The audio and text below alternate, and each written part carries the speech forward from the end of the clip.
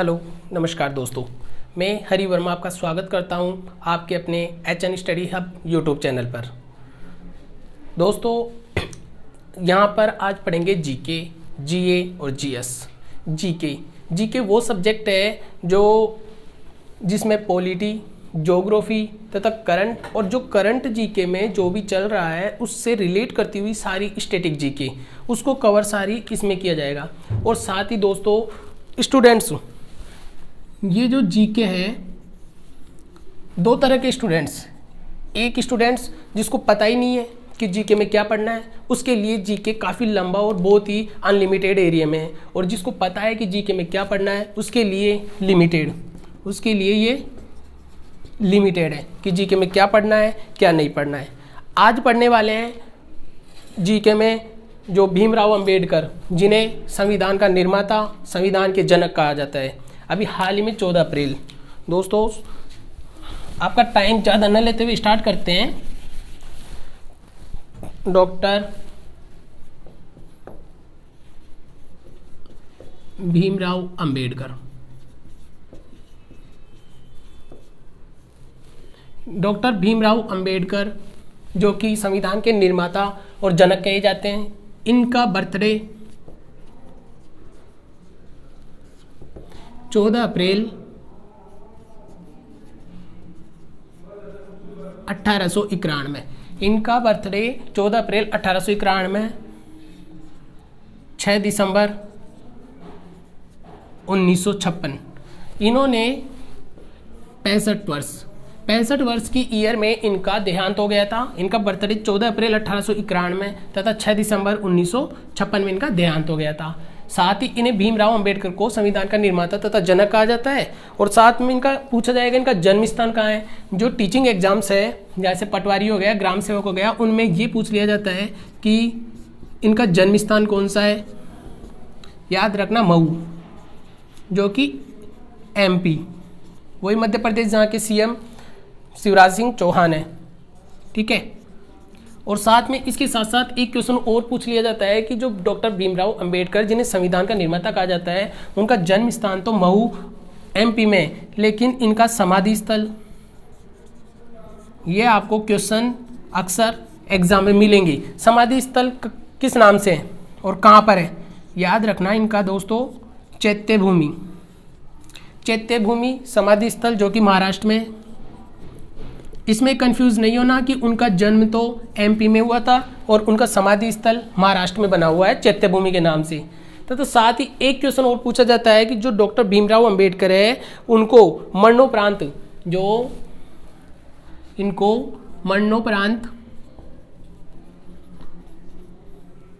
देश का सर्वोच्च सम्मान, जो कि भारत रत्न, देश का सर्वोच्च सम्मान भारत रत्न कब दिया गया था, याद रखना 1990 में डॉक्टर भीमराव अंबेडकर को भारत रत्न दिया गया था, जो भी मरणोपरांत दिया गया था। ठीक है। और एक आता है कि वो कौन सी कमेटी थी जिसके अध्यक्ष भीमराव अंबेडकर को बनाया गया था। ये आपके पॉलिटी क्वेश्चन है और ये क्वेश्चन अक्सर पूछ लिया जाता है पॉलिटी में कि डॉक्टर भीमराव अंबेडकर को कौन सी कमेटी का अध्यक्ष बनाया गया था। तो याद रखना प्रारूप समिति कमेटी। ठीक है, प्रारूप कमेटी। तो ये जो भी भीमराव अंबेडकर से जो तथ्य हैं, जो इंपॉर्टेंट फैक्ट है, वो आपको ऐसे कैसे एग्जाम में मिलेंगे कि इनका समाधि स्थल कहाँ पर है, इनका जन्म कहाँ हुआ है, इनकी DOB क्या है, डेट ऑफ बर्थ क्या है, तथा साथ ही में इनका देहांत कितने वर्ष की ईयर में हो गया था। और साथ में जो भीमराव अंबेडकर को मरणोपरांत 1990 में भारत रत्न दिया गया था, इनके साथ साथ इनके अलावा 3 लोगों को और भारत रत्न मिला था। उनमें एक था, मैं इसको रफ कर देता हूँ। ठीक है, पहले नाम का था जो अपने पूर्व राष्ट्रपति है, पूर्व प्रेसिडेंट है, 13वें नंबर के प्रणब मुखर्जी।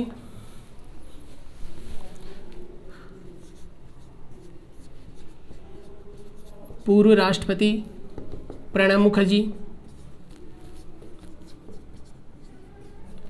उसके अलावा सामाजिक कार्यकर्ता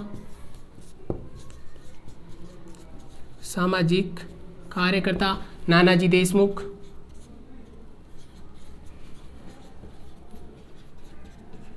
और एक और पर्सन है जो महान गायक। पहला पूर्व राष्ट्रपति है प्रणब मुखर्जी, सामाजिक कार्यकर्ता नानाजी देशमुख और महान गायक भूपेन हजारिका। यह आपको क्वेश्चन में सीधा सीधा मिलेगा दोस्तों। आपसे कहा जाएगा कि मरणोपरांत इनमें से किसको भारत रत्न जो देश का सर्वोच्च सम्मान है वो नहीं मिला है, तो आपको ऑप्शन में दे दिया जाएगा कि भीमराव अंबेडकर, साथ में नानाजी देशमुख, प्रणब मुखर्जी और एक अदर ऑप्शन डाल दिया जाएगा। तो आपको ये याद रखने हैं और याद में करवा दूंगा दोस्तों, आपको इसी क्लास में याद करवा दिया जाएगा। मैं इनको इतनी बार रिवाइज करूंगा कि आपको देखते देखते ऑटोमेटिक याद हो जाएगी। पूर्व राष्ट्रपति प्रणब मुखर्जी, जिनको मरणोपरांत मिला था प्रणब मुखर्जी। दोस्तों याद रखना कि ये 13 नंबर के अपने प्रेसिडेंट थे,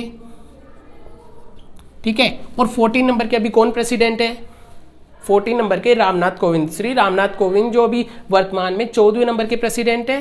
13वें नंबर के कौन थे? प्रणब मुखर्जी। इनसे पहले जो 12वें नंबर की थी, 12th नंबर की थी, वो भारत की मात्र एक महिला राष्ट्रपति प्रतिभा देवी सिंह पाटिल थी। और 11वें नंबर के एपीजे अब्दुल कलाम थे। याद रखना 11th नंबर के डॉक्टर एपीजे अब्दुल कलाम थे, जिन्हें मिसाइल मैन के नाम से जाना जाता था। 12th नंबर की प्रतिभा देवी सिंह पाटिल थी। और 13 नंबर के प्रणब मुखर्जी, जिनको मरणोपरांत दिया गया था भारत रत्न। और 14th नंबर के अभी राष्ट्रपति रामनाथ कोविंद है। राष्ट्रपति का आर्टिकल भी ध्यान रखना 52 राष्ट्रपति का आर्टिकल है, ठीक है। अब चलते हैं ये जो भूपेन हजारिका देखा आपने, इनको मरणोपरांत जो भारत रत्न दिया गया था, इनके नाम पर जो स्टेडियम है यहाँ पर देखो, इनके नाम से भूपेन हजारिका और साथ में बरसापारा क्रिकेट स्टेडियम, ये दोनों कहाँ मिलेंगे? Bhupen Hazarika cricket stadium, Barsapara cricket stadium. इनको याद रखना, ये आएंगे गुवाहाटी, असम में वहीं जहाँ पर अभी तक सर्बानंद सोनोवाल जो सीएम थे, और अभी चेंज होंगे या नहीं होंगे वो आपको 2 दिन में 3 दिन में मालूम चल जाएगा। फिलहाल वहाँ पर चेंज हो भी सकते हैं, नहीं भी हो सकते, ये याद रखना। गुवाहाटी, असम। और असम में विधानसभा सीटें कितनी है? 126 लेजिस्लेटिव असेंबली, याद रखना। साथ ही में इसके अलावा एक था Jawaharlal Nehru stadium cricket stadium, याद रखना, ये भी जवाहरलाल नेहरू क्रिकेट स्टेडियम। ये कहाँ है? जवाहरलाल नेहरू क्रिकेट स्टेडियम, ये आपको मिलेगा कोची, केरल में। कोची, केरल में। केरल की विधानसभा सीटें कितनी है? केरल की विधानसभा सीट लिखना 140। दोस्तों ये फैक्ट वहीं से निकल रहे हैं जो कहीं ना कहीं करंट में चल रहे हैं, और आपको CHSL, CGL, चाहे NTPC ग्रुप डी हो चाहे MTS हो, उनमें ये क्वेश्चन आपको देखने को मिलेंगे। क्योंकि भूपेन हजारिका, जिनको मरणोपरांत मिला था भारत रत्न, तो उनसे जो क्रिकेट स्टेडियम था तब बरसापारा क्रिकेट स्टेडियम गुवाहाटी और असम में। और असम की जो विधानसभा सीटें हैं, क्योंकि अभी चुनाव चल रहे हैं, चुनाव खत्म हुए हैं, जैसे अभी पश्चिम बंगाल में चुनाव खत्म हुए थे, तो चुनाव से रिलेट, इलेक्शन से रिलेट आपको ये क्वेश्चन पूछे जा सकते हैं। 126 जवाहरलाल नेहरू क्रिकेट स्टेडियम, जो कि कोची, केरल में, केरल की विधानसभा सीट याद रखना 140। इसके साथ साथ ही एक रखना Eden garden cricket stadium, Eden garden cricket stadium, ये आपके लिए इंपॉर्टेंट है दोस्तों, क्योंकि ईडन गार्डन क्रिकेट स्टेडियम आपका है कोलकाता पश्चिम बंगाल में। और ये इसलिए इंपॉर्टेंट बनता है क्योंकि पश्चिम बंगाल में भी हाल ही में चुनाव हुए हैं, और वहाँ की विधानसभा सीटें याद रखना 294। अब आपसे पूछा जा सकता है कि जो असेंबली, लेजिस्लेटिव असेंबली सीटें हैं पश्चिम बंगाल की, वो कितनी है? तो आपको याद रखना है 294। लेकिन अगर आपसे पूछ लिया जाता है कि इस बार पश्चिम बंगाल में चुनाव कितनी सीटों पर हुए, तो फिर आपको लिखना है 292। और आपसे ये क्वेश्चन भी पूछा जा सकता है कि पश्चिम बंगाल में जो CM ममता बनर्जी बनी थी, उन्होंने कहाँ से चुनाव में खड़े हुए थे, कहाँ से लड़ा था? तो याद रखना नंदीग्राम, यहाँ से उसने, ममता बनर्जी ने चुनाव लड़ा था, ठीक है, ये याद रखना। इसके अलावा अब जो चुनाव हुए हैं, तो चुनाव से जो फैक्ट है वो आपको याद रखने।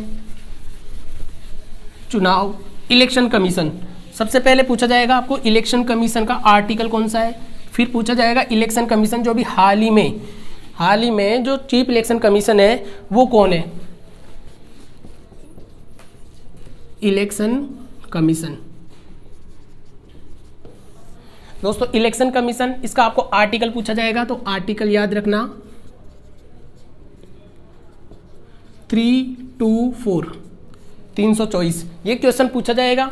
अभी CHSL में इसके रिलेट क्वेश्चन पूछे थे, वो भी डिस्कस करेंगे। पहले याद रखना इलेक्शन कमीशन जो चुनाव आयुक्त है उसका आर्टिकल 324 324 तथा साथ ही में पूछा जाएगा अभी जो वर्तमान में प्रेजेंट टाइम में आपके चीफ इलेक्शन कमीशन वो कौन है। चीफ इलेक्शन कमीशन मुख्य चुनाव आयुक्त सुशील चंद्रा, कौन है, सुशील चंद्रा। अब आपसे ये भी पूछा जा सकता है कि अभी रिटायर्ड कौन हुए हैं, अभी हाल ही में जो चीफ इलेक्शन कमीशन थे वो कौन रिटायर्ड हुए हैं, वो कौन से नंबर के थे। तो जो रिटायर्ड हुए हैं वो थे सुनील अरोड़ा और वो 23rd नंबर के थे। और उनकी जगह पर जैसे वो रिटायर्ड होते हैं तो उनकी जगह पर जो उनसे नीचे 2 चुनाव आयुक्त होते हैं तो उन्हीं का ही प्रमोट कर दिया गया, सुशील चंद्रा। अब ये वर्तमान में चीफ इलेक्शन कमीशन है और ये कौन से नंबर के हैं, आपसे क्वेश्चन पूछा जाएगा ये कौन से नंबर के हैं, 24th नंबर के। तो आपसे दोस्तों ये पूछा जा सकता है कि जो अभी प्रेजेंट में चीफ इलेक्शन कमीशन यानी मुख्य चुनाव आयुक्त है वो कौन है, सुशील चंद्रा 24th नंबर के। इनसे पहले जो रिटायर्ड हुए हैं वो कौन थे, सुनील अरोड़ा 23rd नंबर के। और इनके साथ साथ डिप्टी चीफ इलेक्शन कमीशन ये पूछा जा सकता है आपको। ये क्वेश्चन आपके अभी CHSL 10+2 में आपसे पूछा गया था कि डिप्टी चीफ इलेक्शन कमीशन कौन है, तो इसको याद रखना उमेश सिन्हा। और आगे आने वाले जो एग्जाम्स होंगे चाहे वो CHSL के होंगे, CGL होंगे, MTS होंगे या NTPC ग्रुप डी रेलवे के कोई से भी एग्जाम, टीचिंग एग्जाम्स, उनमें ये क्वेश्चन आपके लिए इंपॉर्टेंट होंगे, ठीक है। और ये क्वेश्चन आपको इसी क्लास में याद हो जाएंगे। मैं इनको इतनी बार रिवाइज करूंगा कि आपको अलग से पढ़ने की जरूरत नहीं है, बस आप नोट्स बनाते रहिए, ठीक है दोस्तों। साथ में 2 फुल फॉर्म है जो इस इलेक्शन कमीशन से ही रिलेट करती है, वो भी आपको देखने को मिलेगी। एक रखना EVM जिसकी फुल फॉर्म होती है इलेक्ट्रॉनिक वोटिंग मशीन। क्या है EVM की, इलेक्ट्रॉनिक वोटिंग मशीन। तथा दूसरी है VVPAT, नाम सुना होगा आपने, VVPAT voter verified paper audit trail, ठीक है। VVPAT इसकी full form voter verified paper audit trail, ठीक है। EVM electronic voting machine, VVPAT voter verified paper audit trail, ठीक है दोस्तों, इसको नोट डाउन करो। और इसके साथ साथ अभी हाल ही में यूके, यूनाइटेड किंगडम नहीं, यूके उत्तराखंड 1 दिन की CM बनाई गई थी। आपसे क्वेश्चन पूछा जाएगा सृष्टि गोस्वामी।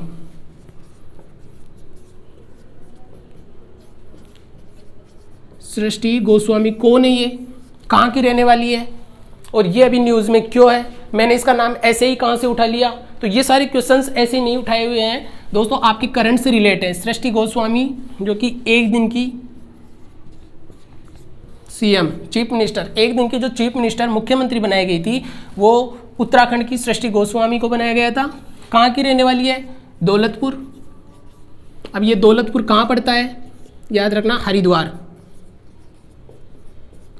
ये तो आपके करंट से रिलेट था। और जो ये उत्तराखंड है यूके, इससे आप स्टैटिक फैक्ट याद रखना कि ये उत्तराखंड है, इसमें छोटा चार धाम, ठीक है, छोटा चार धाम। आपसे पूछा जाएगा छोटा चार धाम कहाँ है, तो आपको याद रखना है छोटा चार धाम यूके उत्तराखंड में। याद कैसे रखना है छोटा चार धाम, कोई भी पूछता है छोटा चार धाम आपने बोलना है कब गया। छोटा चार धाम कौन कौन से हैं उसमें, तो छोटा चार धाम कब गया, के से केदारनाथ, बी से बद्रीनाथ, जी से गंगोत्री और वाई से यमुनोत्री, ठीक है। आपको छोटा चार धाम पूछा जाएगा तो कब गया, केदारनाथ, बद्रीनाथ, गंगोत्री, यमुनोत्री। फिर आपसे पूछा जाएगा बड़ा चार धाम, तो बड़ा चार धाम, बड़ा चार धाम आपका आएगा पुरी, द्वारका, बद्रीनाथ और रामेश्वरम। दोस्तों अगर छोटा चार धाम पूछा जाता है तो सीधा आपको लिखना है कि छोटा चार धाम कब गया, जिससे केदारनाथ, बद्रीनाथ, गंगोत्री और यमुनोत्री। और फिर पूछा जाता है कि बड़ा चार धाम, तो बड़ा चार धाम में ये भी क्वेश्चन बन सकता है आपका कि छोटा चार धाम और बड़ा चार धाम में कॉमन कौन सा है, इनमें से वो कौन सा धाम है जो कि छोटा चार धाम और बड़ा चार धाम दोनों में कॉमन है, दोनों में आता है। तो आपको टिक लगाना है बद्रीनाथ पर। ये बद्रीनाथ मात्र एक ऐसा धाम है जो आपके छोटा चार धाम में भी आएगा, बड़े चार धाम में भी आएगा। छोटे चार धाम में केदारनाथ, बद्रीनाथ, गंगोत्री, यमुनोत्री। बड़े चार धाम में पुरी, द्वारका, बद्रीनाथ और रामेश्वरम। अब आपको पूछा जाएगा पुरी कहाँ है, ये पड़ेगा उड़ीसा में। द्वारका कहाँ है, द्वारका पड़ेगा गुजरात में।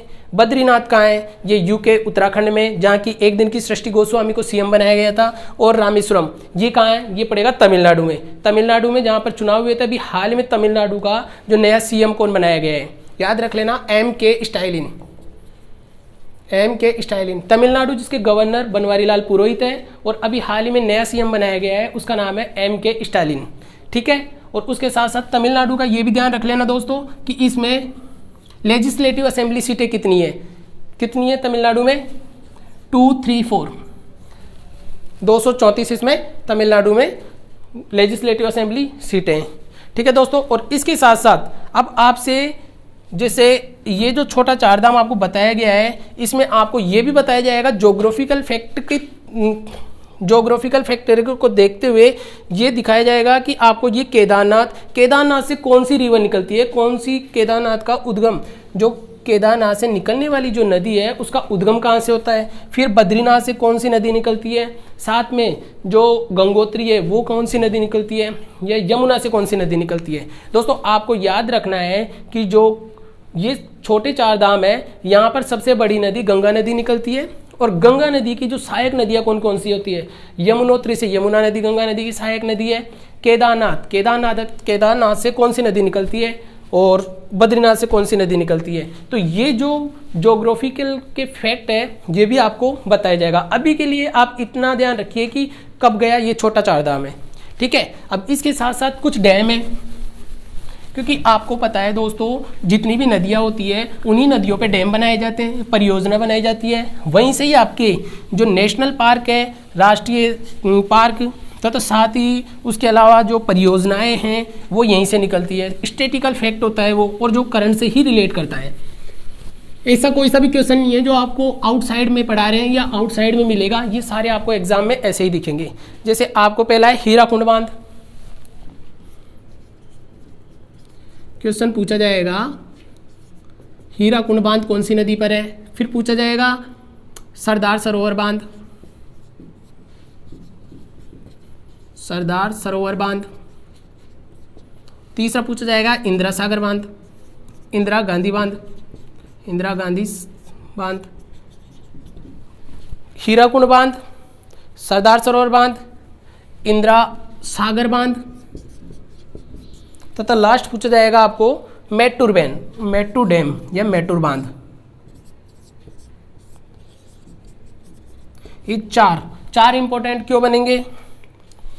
हीराकुंड बांध महानदी के ऊपर,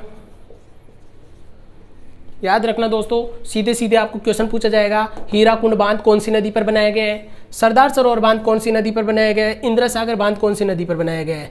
तो ये आएगी नर्मदा नदी पर। दोस्तों ये याद रखना है, हीराकुंड बांध जो कि महानदी पर बनाया गया है, सरदार सरोवर बांध या इंदिरा सागर बांध जो कि नर्मदा नदी पर बनाया गया है, और जो मेट्टूर डैम है, मेट्टूर बांध है, वो कावेरी नदी पर बनाया गया है। अब दोस्तों आपसे ये भी पूछा जा सकता है कि ये जो हीराकुंड बांध है वो महानदी पर बनाया गया है, लेकिन कौन से स्टेट में। सरदार सरोवर बांध नर्मदा नदी पर है, ये कौन सी स्टेट में। साथ ही इंदिरा सागर बांध और मेट्टूर बांध ये भी नदी पर बनाए गए हैं, लेकिन ये कौन सी स्टेट में। तो याद रखना जो हीराकुंड बांध है वो आपको ओडिशा में मिलेगा, वही ओडिशा जहाँ के सीएम नवीन पटनायक और गवर्नर प्रोफेसर गणेशी लाल हैं। दोस्तों आपको कोई भी स्टेट देखते ये याद होना चाहिए सामने सीएम गवर्नर आ जाने चाहिए, और वो आपको याद हो जाएंगे। कभी याद किया दोस्तों आपने कि पीएम अपना भारत का प्रधानमंत्री मोदी है, या कभी याद किया आपने कि यूपी का जो सीएम है योगी आदित्यनाथ है, या फिर राजस्थान का जो सीएम है अशोक गहलोत है। क्यों याद नहीं किया, क्योंकि वो आपके सामने आ रहे थे और साथ ही सामने आते आते आपको सीधे आपके माइंड में दोस्तों इमेज बन रही थी। उन जो पर्सन थे, जो सीएम गवर्नर थे, उनकी इमेज बन रही थी, और इमेज बन रही थी इसलिए आपको याद करने की जरूरत नहीं पड़ी। और दोस्तों मैं आपको सारे जितने भी 28 स्टेट हैं, 28 स्टेट प्लस 8 जो केंद्र शासित प्रदेश हैं, उनके सबके आपको सीधे इमेज बनवा दूंगा। बस आप क्लास को ऐसे ही देखते रहिए, और अच्छी लगे तो please like, subscribe and share करते रहिए, ठीक है। हाँ, तो चल रहे थे हीराकुंड बांध। हीराकुंड बांध जो महानदी पर था ओडिशा में। सरदार सरोवर बांध जो नर्मदा नदी पर बनाया गया है, याद रखना गुजरात में। गुजरात के सीएम विजयभाई रूपानी, और गवर्नर बताओ कमेंट बॉक्स में लिखो। तब तक नेक्स्ट चलते हैं इंदिरा सागर बांध। ये भी नर्मदा नदी पर बनाया हुआ है, लेकिन ये अपने एमपी, यहाँ पर Shivraj Singh Chouhan, governor comment box में लिखो। मैटूर बांध ये है तमिलनाडु, तमिलनाडु जिसकी कैपिटल चेन्नई, ठीक है। और यहाँ पर विधानसभा सीटें अभी बताई थी 2, 3, 4। तो याद रखना दोस्तों, ये कुछ बांध है, और ये जो बांध है उनका स्टेट भी याद रखना है, और रिवर्स भी याद रखनी है, इनके सीएम भी याद रखने हैं, गवर्नर भी याद रखने हैं, और आपको सारा मैटर यहाँ पर जो कवर करवाया गया बस इनका नोट्स बनाते रहिए, और सीएम और गवर्नर आपके मुंह पे होंगे। 7 दिन बस क्लास दे के आपको इमेज बनवा देंगे दोस्तों, ठीक है।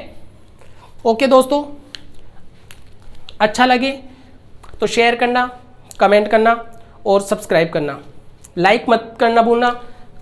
थैंक यू दोस्तों, थैंक यू।